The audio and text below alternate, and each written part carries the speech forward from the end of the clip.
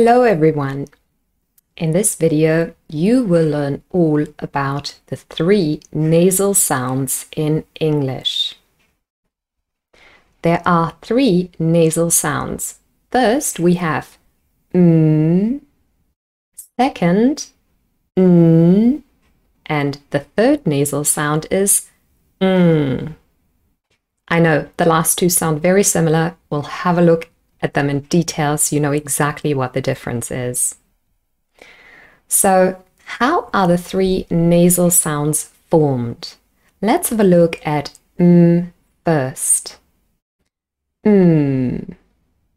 Both my lips are closed when forming the sound. So if both my lips are closed, that means the air cannot escape through my mouth. Instead, the air escapes through the nose. And that is actually why we call it a nasal. See what happens when I pinch my nose. Oops, the sound stops. And that is because the air cannot escape anywhere. My mouth is closed, my nose is closed, so there is no way to produce that sound. It stops. That is why this sound is called a nasal sound, and that is true for all 3 of them. We can practice and try that out later for the other 2 as well. So both lips are closed, the air escapes through the nose, and, important, vocal cords vibrate because is a voiced sound. Yeah, very clear vibration here from my vocal cords. Now, this is a sound that actually exists in most languages, a very common sound. That's probably why our first word is often ma or mama or mom, which is what we call our mothers. And that is because it's a quite easy sound to make. So here are some words containing the sound in English.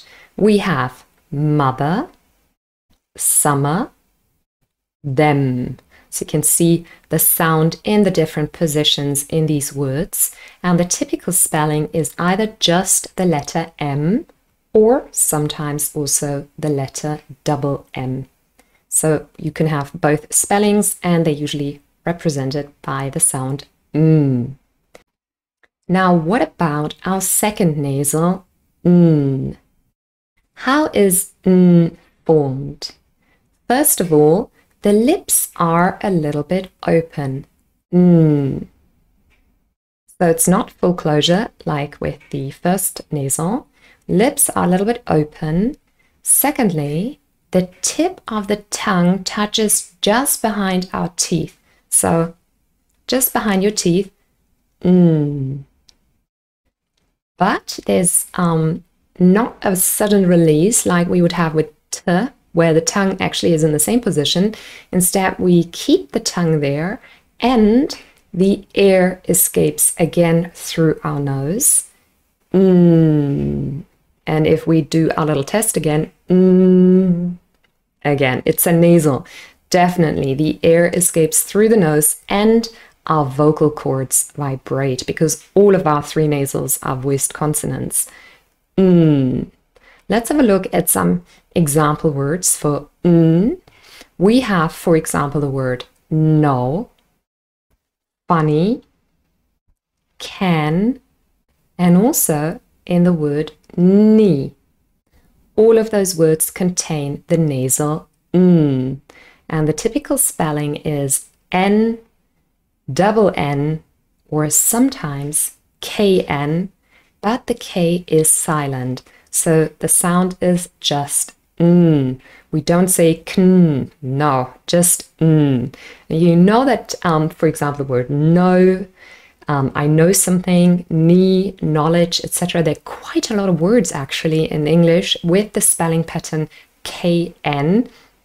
The K is always silent and we simply form the nasal And there's always contact with the tip of the tongue behind your teeth.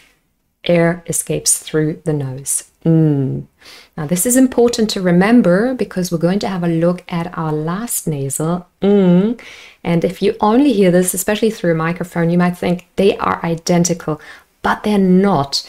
And if you cannot hear the difference, hopefully you will feel the difference when producing the sound. So remember, our second nasal, the tip of the tongue had contact just behind your teeth. Now let's see how our third nasal is formed.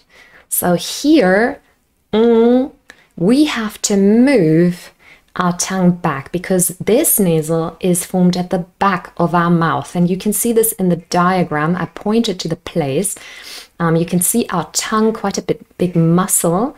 And what happens is the back of the tongue comes up and makes contact here with the soft palate.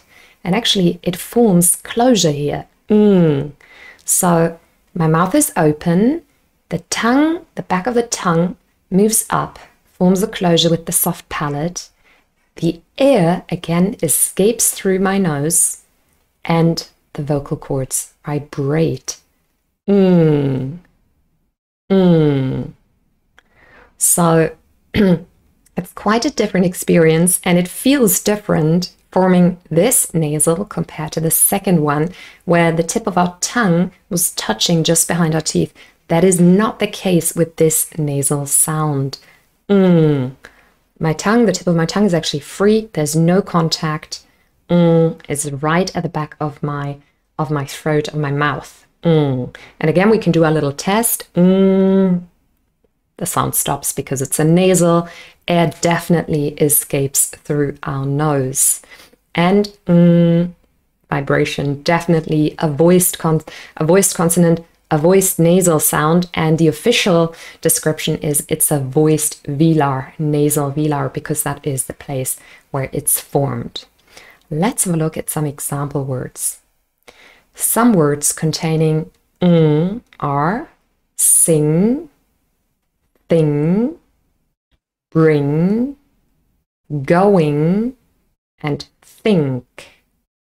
Now, you probably noticed that they all share the same spelling pattern. There are always two letters involved. We have the letter N followed by G. And in our last example, we have N plus K.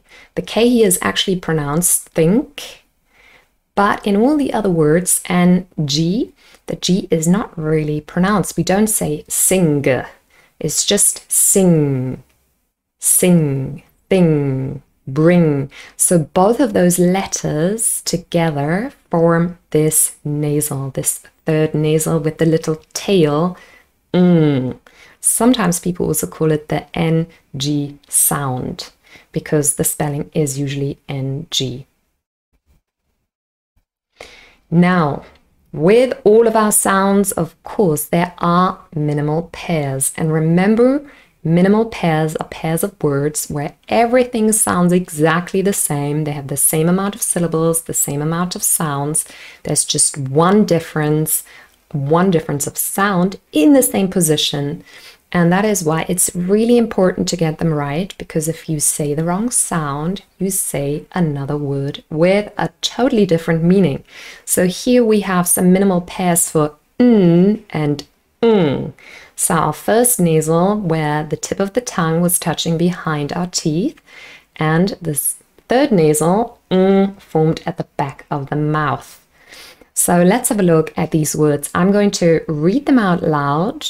I want you to listen first, and then you could replay the section and repeat the words with me.